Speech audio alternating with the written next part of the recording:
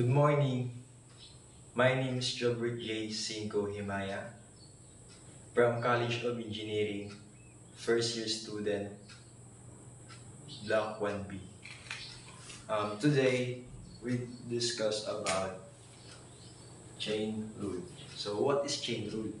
So chain rule is a formula is to use to find derivative of composite function. Okay, so this is our formula of chain rule.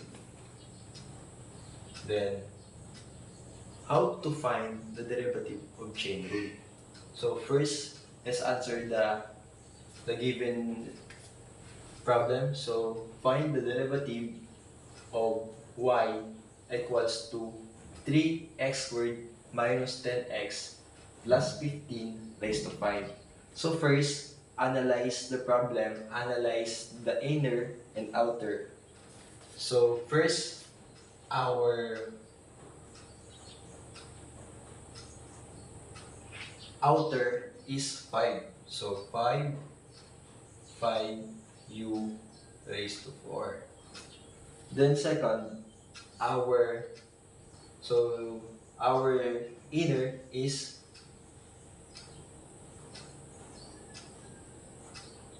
inner is 6x minus 10. Paano nga ba nangyari yan? So, ganito yan. First, differentiate the inner function. So, this is the inner function. And second, find the outer function. Differentiate outer function. Okay. So, this is our 5. So, dito na, copy.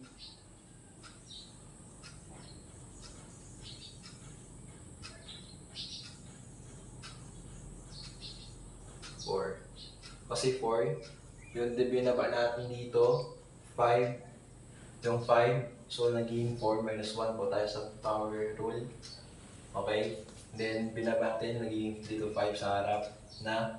Okay, so as you can see, this is the outer and this is the inner. So let's solve if the same the answer to this.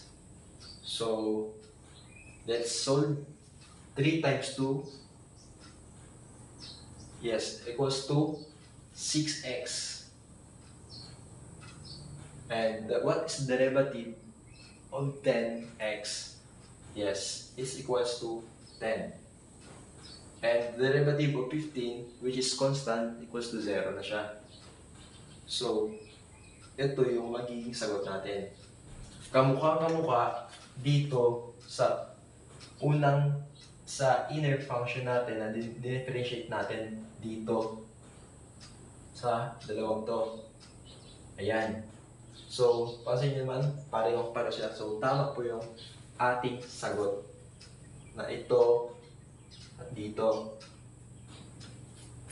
So, first, ang gawin po natin, lagi tandaan, ang una po natin gagawin is analyze po natin muna yung gagawin natin first is analyze the problem.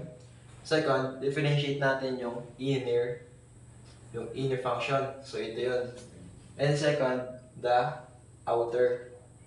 So, pag na-differentiate na natin sila, apply po natin ulit. Apply natin yung chain rule dito sa equation na to.